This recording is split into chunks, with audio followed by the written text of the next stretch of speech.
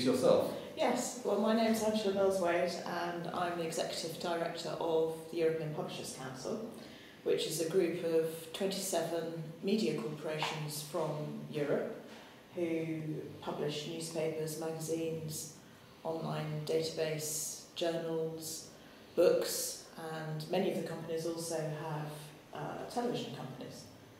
So it's a kind of multimedia group of leading companies in Europe, leading media companies.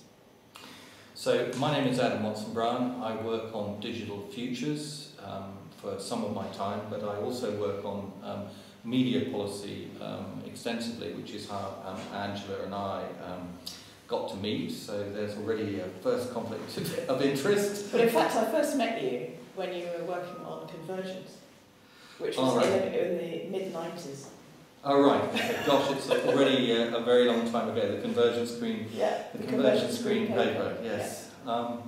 So today we're going to talk about the futures, but from the perspective of the media. And I think we should probably start by you giving us your impressions of the Van Thilo report on media futures. This was a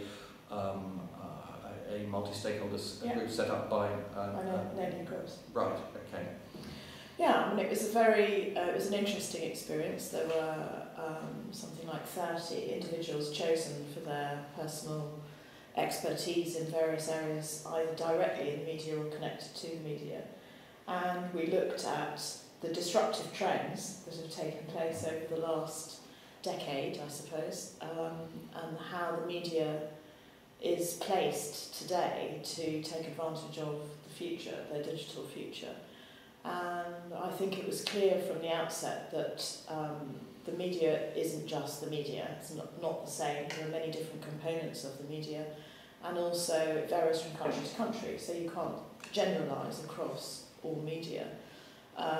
We had an interesting session with Martin Sorrell from WPP, who's, in a nutshell, his message was TV's okay, advertising revenues will continue to rise for quite some time and continue to fund the production of television programmes. Newspapers are going downhill, not exactly a completely lost cause, but serious causes for concern in terms of funding professional media, quality journalism going into the future.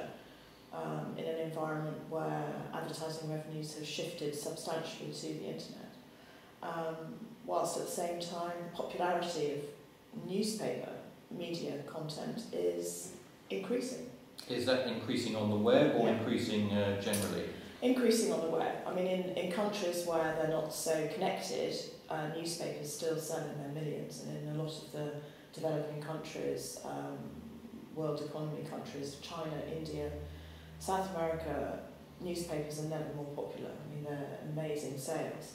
But the internet, of course, has brought new audiences to newspapers online, and particularly the major language newspapers. And the Daily Mail, for example, is the most popular newspaper in the world. It's read by more people than the New York Times. But it's a completely different product. Yeah. The print product, for those of you who don't know the Daily Mail, it's a mid-market tabloid which has a genius for touching the sensitivities of the middle classes in the UK. It skews demographically towards women, and the website is completely different because it focuses, I think, on the royal family and show business. But in America, I find it extraordinary that an English newspaper, which is so in touch with the English psyche, the kind of middle class psyche, is so popular in America. I mean, I think they do produce content especially for America, and they certainly sell advertising directed to the advertising market in America. But it's, you know, there are other examples as well, not just the Daily Mail. Well, the Guardian, for instance, which of course is a left-of-centre newspaper in the United Kingdom, but there again, there is no left-leaning newspaper, national newspaper in the United States, so perhaps it's unsurprising. And I think in the United States, the newspaper industry is ahead of the curve in terms of suffering, and we've seen many closures. And when I was there in June, 4 newspapers closed while I was there in the week. major newspapers from big cities.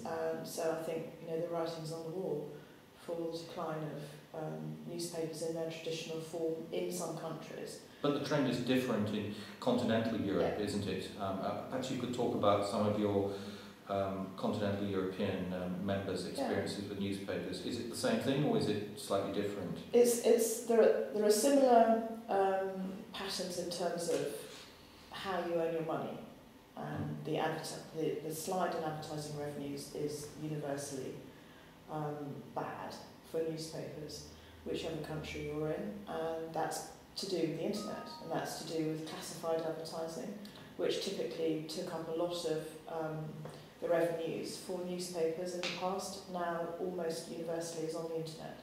So a lot of small local newspapers suffered big losses in the switch to the internet. But going back to the Media Futures Forum, we looked across the board at newspapers, television, internet, and what this meant for the future. And the conclusions, I think, that the group came to were really good. I think they were sensible conclusions. They're things we can really work with. We have all been given a duty to go off and proselytise and get support for the actions that were earmarked. In a nutshell, what would be the ones that stick in your mind as being particularly strategic? Well, I think one of the things that really struck me was this kind of difficulty of how do you fund professional content, and especially in areas where it is so challenged at the moment. And there was a recognition by all parties there that those who produce, who create, who write, should be rewarded financially, and that it is unsustainable in the long term to have everything for free. And the professional media can't compete with free forever either.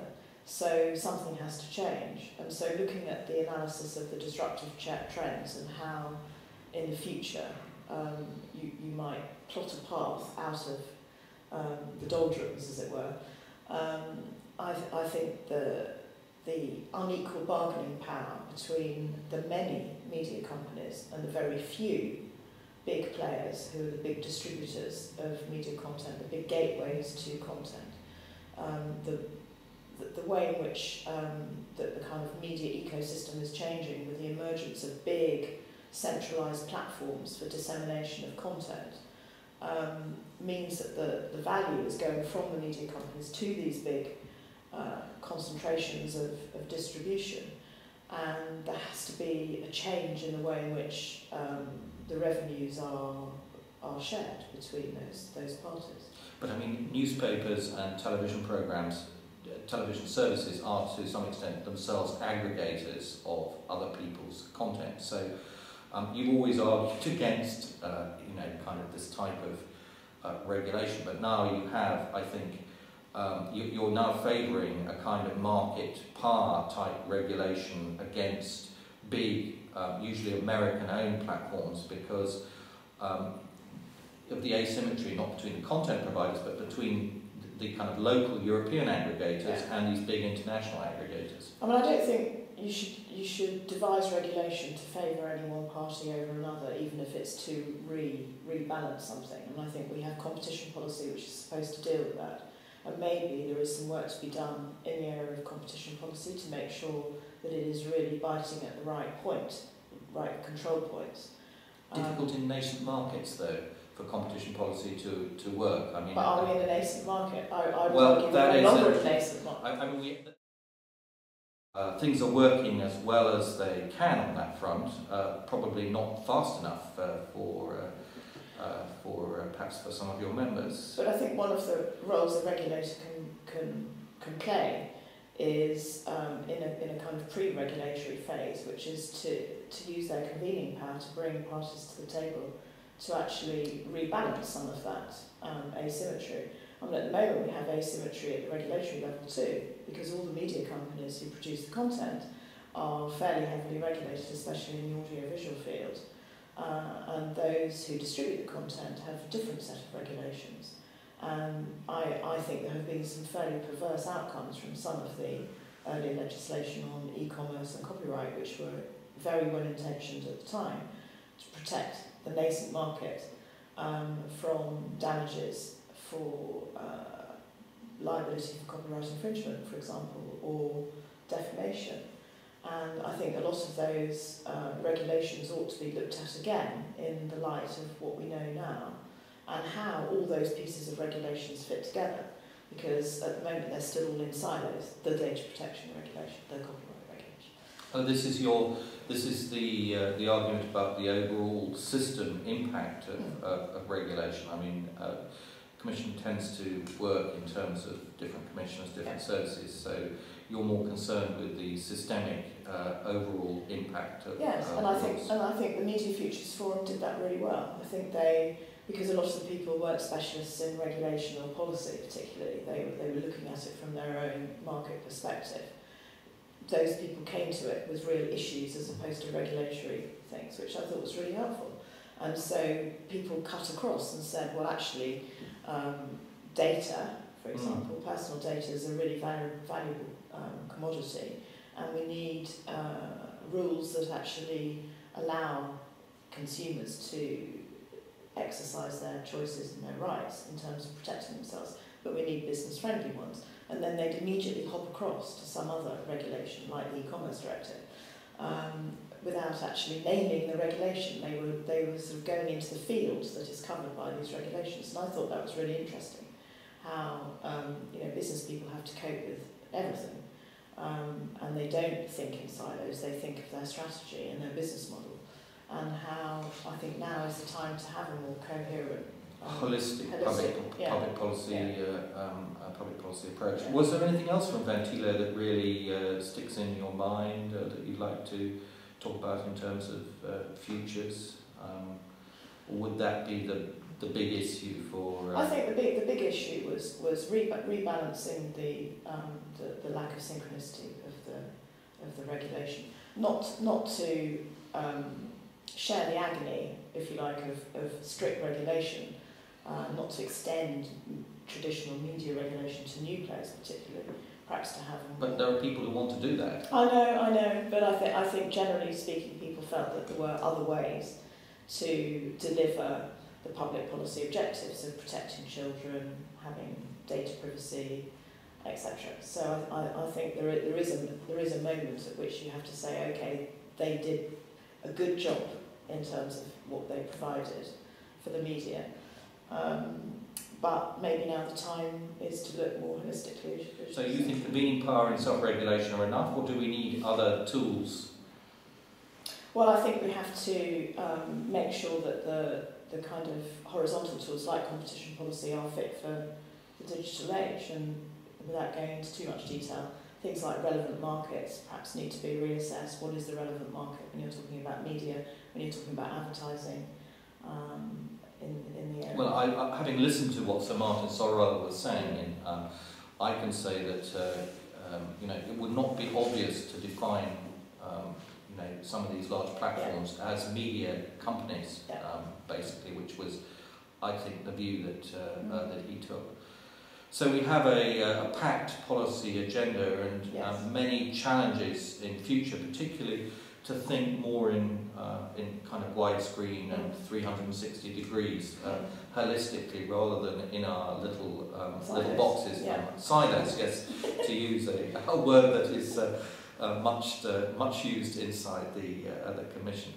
Well, maybe we should turn to the future, and perhaps I would suggest a change of camera angle in order to make it a bit more lively. Join Angela Mills for the second part of this Futures interview on the next clip.